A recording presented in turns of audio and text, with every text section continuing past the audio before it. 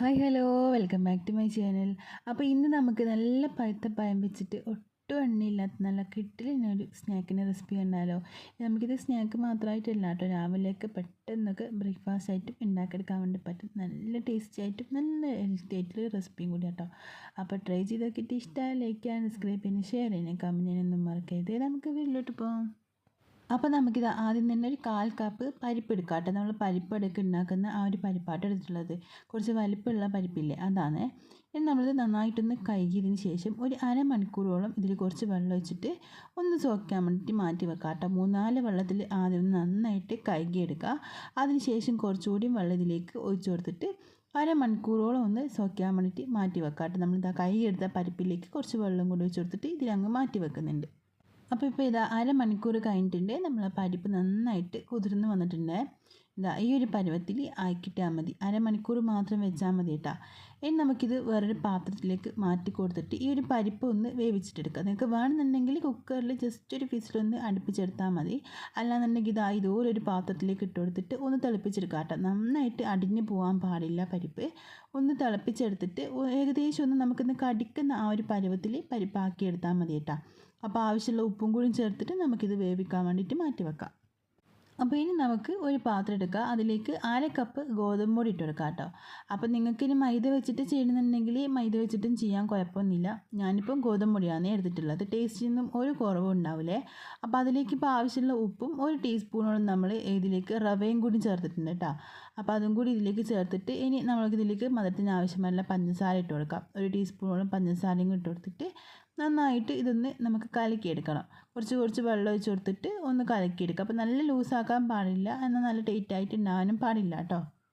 നമ്മൾ പഴംപൊരിയൊക്കെ ഉണ്ടാക്കിയെടുക്കൂലേ, അപ്പോൾ ആ ഒരു പഴംപൊരിക്ക് നമ്മൾ ഉണ്ടാക്കിയെടുക്കുന്ന ഒരു മാവുണ്ടല്ലോ, അതുപോലെയായിട്ട് നമ്മളിത് തയ്യാറാക്കിയിട്ട് എടുക്കേണ്ടത്. നല്ല കട്ടി ഉണ്ടാകാനും പാടില്ല, എന്നാൽ നല്ല ലൂസായി പോകാനും പാടില്ല. കുറച്ച് വെള്ളം ഒഴിച്ച് കൊടുത്തിട്ട് ഇതുപോലെ നമുക്ക് മെല്ലെ മെല്ലെ ഇളക്കി കട്ടയൊന്നുമില്ലാതെ മാവ് റെഡിയാക്കിയിട്ട് എടുക്കാം കേട്ടോ. അപ്പം നമ്മളിതിൽ പഞ്ചസാര അധികം ചേർത്തിട്ടില്ല കേട്ടോ. ആകെ 1 ടീസ്പൂൺ മാത്രമേ പഞ്ചസാര ചേർത്തിട്ടുള്ളൂ. അപ്പോൾ നിങ്ങൾക്ക് വേണമെന്നുണ്ടെങ്കിൽ ഒരു 2 ടീസ്പൂണൊക്കെ ചേർത്ത് കൊടുക്കാം, കുഴപ്പമൊന്നുമില്ല. നിങ്ങളെ മധുരത്തിനനുസരിച്ചിട്ടാണ് കേട്ടോ ചേർക്കേണ്ടത്. അപ്പോൾ അതനുസരിച്ചിട്ട് നിങ്ങൾക്ക് ഇതിലേക്ക് പഞ്ചസാര ചേർത്ത് കൊടുക്കാം. ഇപ്പം നമ്മളിത് ആ മാവ് നന്നായിട്ട് മിക്സാക്കി എടുത്തിട്ടുണ്ട്. ഇതുപോലെ ആക്കി എടുത്താൽ മതി. അതൊരു സൈഡിലേക്ക് മാറ്റി വെക്കാം. ഇനി നമുക്കിത് ആ വേറെ പാത്രത്തിലേക്ക് ഏകദേശം ഒരു 3 ടീസ്പൂണോളം നമ്മൾ തേങ്ങ ചിരവിതെടുത്തിട്ടുണ്ട്. അതിന് കൂടെ തന്നെ 1 ടീസ്പൂണോളം പഞ്ചസാരയും കൂടി ഇട്ട് കൊടുത്തിട്ടുണ്ട്. അപ്പോൾ ഇനി നമുക്ക് ഇതിലേക്ക് ആവശ്യത്തിനുള്ള ഏലക്കായ ചേർത്ത് കൊടുക്കാം. 1-2 ഏലക്കായ മതി കേട്ടോ. അത് ഇതുപോലെ ഒന്ന് ചെറുതായിട്ടൊന്ന് പൊടിച്ചിട്ടോ ചെറുതായിട്ടൊന്ന് കട്ട് ചെയ്തിട്ട് അതിലേക്ക് അങ്ങ് ഇട്ട് കൊടുക്കുക. ആ ഒരു സമയം കൊണ്ട് നമ്മളെ പരിപ്പ് ഇത് റെഡി ആയിട്ട് കിട്ടിയിട്ടുണ്ട്. ഈ ഒരു പരുവത്തിന് മതി കേട്ടോ. നന്നായിട്ട് അടിഞ്ഞു പോകാൻ പാടില്ല. നമുക്ക് പരിപ്പൊന്ന് കടിക്കുന്ന വിധത്തിൽ വേണം കിട്ടാൻ. ഇനി ആ പരിപ്പിലെ വെള്ളമൊക്കെ ഒന്ന് ഊറ്റിക്കളഞ്ഞിട്ട് ഇതിലേക്ക് അങ്ങ് ഇട്ട് കൊടുത്തിട്ട് നന്നായിട്ട് മിക്സ് ആക്കിയിട്ട് എടുക്കാം കേട്ടോ. ആ പഞ്ചസാരയ്ക്ക് ഒന്ന് അലിഞ്ഞ് മെൽറ്റായിട്ട് ഈ ഒരു പരിപ്പിൻ്റെ ആ ഒരു ചൂട് കൊണ്ട് തന്നെ പഞ്ചസാര പെട്ടെന്ന് അങ്ങ് മെൽറ്റായിട്ട് കിട്ടിക്കോളും. നന്നായിട്ട് ഇതുപോലെ ഇങ്ങനെ മിക്സ് ആക്കിയിട്ട് എടുക്കാം. അപ്പോൾ ഇപ്പോൾ ഇതും റെഡി ആയിട്ടുണ്ട്. ഇനി നമുക്ക് ഇതും കൂടി ഒരു സൈഡിലേക്ക് മാറ്റി വെക്കാം. അപ്പോൾ ഇനി നമുക്ക് ആവശ്യമായിട്ടുള്ളത് നേന്ത്രപ്പഴമാണ്. അപ്പോൾ 3 പഴം ഞാൻ എടുത്തിട്ടുണ്ട്. നന്നായിട്ട് പഴുത്ത പഴം തന്നെ എടുക്കുക കേട്ടോ. തൊലിയൊക്കെ കറുത്ത് പോയിട്ട് നമ്മൾ കളയാൻ വെച്ച ആ ഒരു പാകത്തിനുള്ള പഴാട്ടോ ഇതിന് ഏറ്റവും നല്ലത്.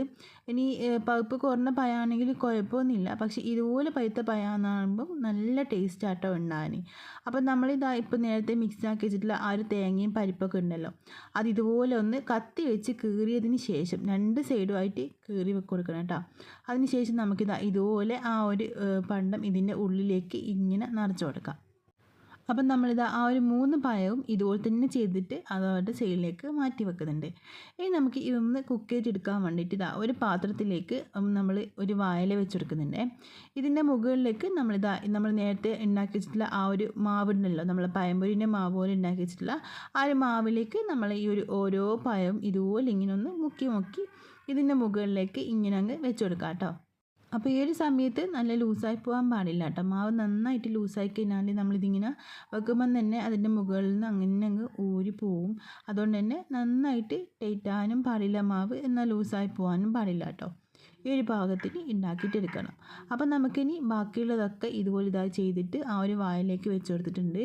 എന്നിട്ട് നമ്മൾ ഇനി ആവി കയറ്റിയെടുക്കുക കേട്ടോ ചെയ്യുന്നത്. നമ്മൾ ഇഡ്ഡലി ചെമ്പിലേക്ക് ഇതുപോലെ ഇങ്ങനെ അങ്ങ് വെച്ച് കൊടുക്കുന്നുണ്ട്. എന്നിട്ട് അടച്ച് വെച്ചിട്ട് നമുക്കൊരു 10 മിനിറ്റ് ഒന്ന് ഫുൾ ഫ്ലെയിമിൽ കുക്ക് ചെയ്തെടുക്കുക. ആ ഒരു 10 മിനിറ്റ് കൊണ്ട് നന്നായിട്ട് റെഡിയായിട്ട് കിട്ടിക്കോളും. അപ്പം പഴം പച്ചയാണെങ്കിൽ ഒരു 10 മുതൽ 15 മിനിറ്റ് വരെയൊക്കെ വെക്കണം കേട്ടോ. എന്നാൽ മാത്രമേ നന്നായിട്ട് കുക്കായിട്ട് കിട്ടുള്ളൂ. അപ്പം പഴുത്ത പഴമൊക്കെ ആണെങ്കിൽ 10 മിനിറ്റ് മാത്രം മതിയാവേ. ഇപ്പോൾ ഇത് ആ 10 മിനിറ്റ് കഴിഞ്ഞിട്ടുണ്ട്. അതിനുശേഷം നമ്മളൊന്ന് ചൂടാറാൻ വേണ്ടി വെച്ചിട്ട് ചൂടൊക്കെ ആറിക്കഴിഞ്ഞ ശേഷം കേട്ടോ നമ്മളിതിങ്ങനെ തുറന്ന് നോക്കുന്നത്. എന്നിട്ട് ഇതാ ഒരു പാത്രത്തിലേക്ക് നമ്മളിത് മാറ്റി കൊടുക്കുന്നുണ്ട്. അപ്പോൾ ഇപ്പം നമ്മൾ അടിപൊളി ഹെൽത്തി ആയിട്ടുള്ള റെസിപ്പി റെഡി ആയിട്ടുണ്ട് കേട്ടോ. ഒരുപാട് സാധനങ്ങൾ ആവശ്യമില്ല, നമുക്ക് പെട്ടെന്ന് തന്നെ വീട്ടിൽ നിന്ന് ഉണ്ടാക്കിയെടുക്കാൻ വേണ്ടി പറ്റുന്ന നല്ല ഹെൽത്തി ആയിട്ടുള്ള ഒരു റെസിപ്പി ആട്ടോ ഇത്. രാവിലെ ബ്രേക്ക്ഫാസ്റ്റ് ആയിട്ടോ ഇനി ഈവനിങ് സ്നാക്കൊക്കെ ആയിട്ട് കഴിക്കാൻ വേണ്ടി പറ്റുന്ന നല്ല സിമ്പിളായിട്ടുള്ള റെസിപ്പിയും കൂടിയാണ്. അപ്പോൾ ഇതുപോലെ ട്രൈ ചെയ്തിട്ടുണ്ടെങ്കിൽ ഉറപ്പാണ് ട്രൈ ചെയ്ത് നോക്കുക. ഇഷ്ടമായി ലൈക്ക് ചെയ്യാൻ, സബ്സ്ക്രൈബ് ചെയ്യാൻ, ഷെയർ ചെയ്യാനും കമൻറ്റ് ചെയ്യാനൊന്നും മറക്കരുത്. അപ്പോൾ നമുക്ക് പിന്നെ കാണാം.